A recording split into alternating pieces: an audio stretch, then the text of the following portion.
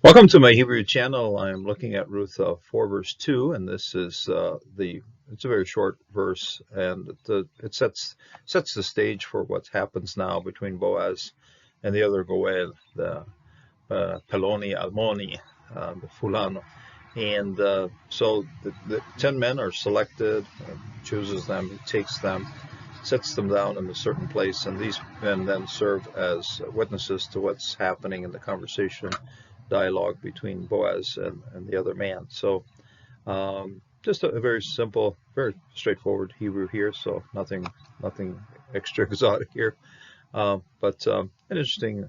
It sets the conditions of to what happens in the rest of the story. So it's a little bit of a transitional verse here. And we are at chapter 4, verse 2. The first verse of the chapter ends with these three words right here: Almoni, Yashar, Yashev. And then the Almoni is the other half of the Peloni Almoni. So Peloni Almoni, and that's the Fulano, that's the fellow who Boaz is dealing with. So he turned in and then he sat down. Okay, so the little session's about to begin. It's a little bit of a minor court case sort of thing there at the city gate. Place to sit, apparently, because the people are sitting. And the verse ends with Siluk Sof Pasuk and begins with Va Yekach. Based on context, we're still dealing with Boaz. Boaz is carrying all of this action out right here.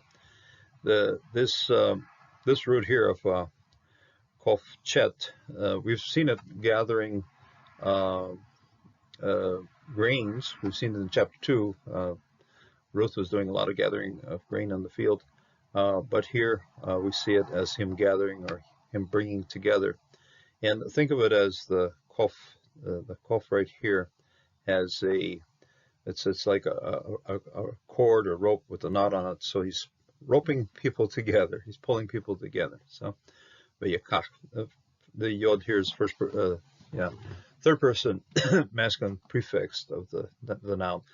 The root is listed in your dictionary as a lamed kof chet, but the lamed goes through a pheresis a whole lot. It disappears quite easily here. So it's nothing strange to see just kof chet. I wish my students would just learn their roots based on the two roots rather. Triconsonantal, you're always losing things, but if you have the base roots of kof chet, you'll have it then. Okay, vayakach, and you took Ashra. This is 10.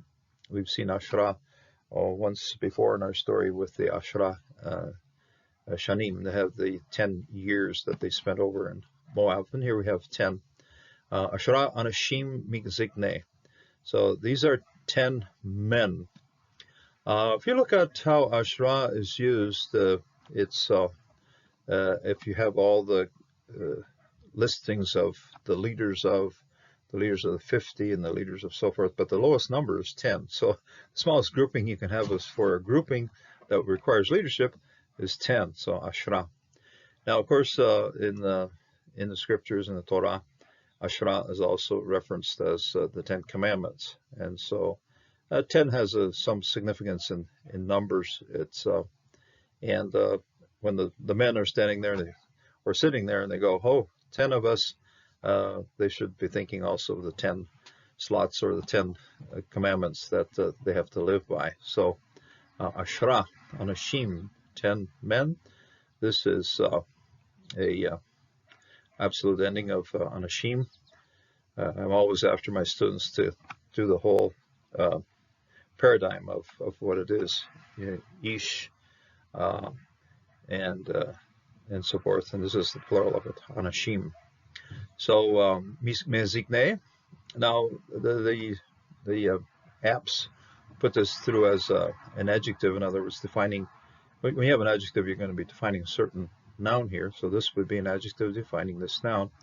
Personally, it makes far more sense to just call this another noun, plural noun, of course, construct form, and then you have 10 men. Where are they from? They're from the Ziknaim. They're from the elders, Hayir, of the city. So very definite construct connection here. between the Zikne and the Ha'ir, the elders of the city.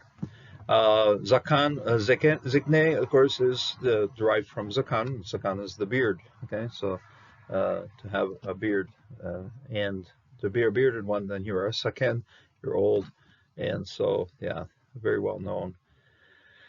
Zion, yeah, this Zion is just so small. You think, oh, it looks like a yod, but has a little curve to it, so you're going to remember it as a Zion. Okay, Mezikne, from the elders of the city. And when we say elder, it isn't the total old person, but a person who has the ability to grow a beard, uh, has a bit of a gray beard, and has some wisdom and has some experience, and so is defined as a mezikne ha'ir, the elders of the city. Now, the advice of the elders of the city can be good or bad. We find that, remember the story of Penuel, and the elders made some bad decisions there, so they suffered for it. But generally speaking, what is the wisdom of the people would come from the elders. Mezikne ha'ir, of the city, has a direct article, thus city, reference then.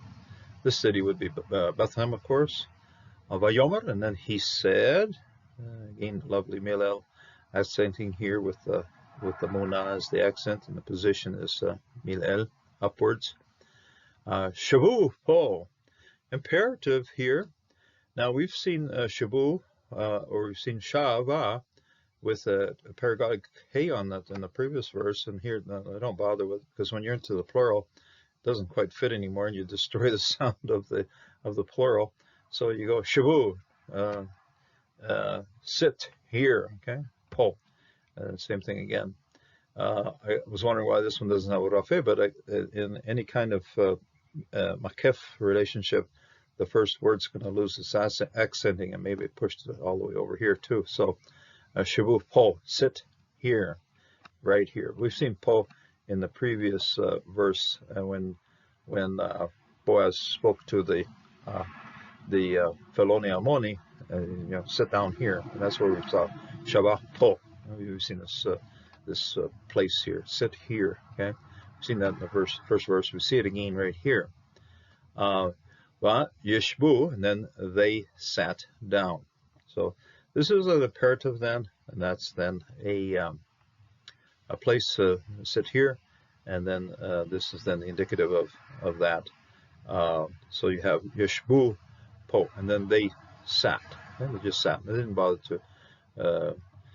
Po is the indication is there, pointing to a spot to sit, and then here this simply is a result. It's indicative result of this particular order, commandment, and imperative. They sat down. They were quite willing to participate in what was going on. Hopefully it wouldn't take too long. They had work to do. Many of them probably heading out to the field the same way the Feloni Almoni was doing, and they were there then to give ear or listen to what was happening in this particular discussion that's going to be taking place. In life, sometimes we have to make important decisions. It's good to kind of pull in a circle of friends and say, hey, how about this? Can you testify to this? Many important contracts, even today, require people to witnesses, people to see things and sometimes sign for those things. And here, what Boaz is doing, it's not just a private discussion with Feloni Amoni. It's a full out. We're making an important decision. You make an important decision. I make an important decision, and everybody that's sitting here, 10 and probably many other people standing around looking at it, are witnesses. They are going to see that this decision will carry forward. So yeah, there comes a time when we make decisions, and then we should be willing to gather other people in on it, and they hold us accountable to it. Make an important decision, others should know about it, and then others should be witnesses to what we're doing.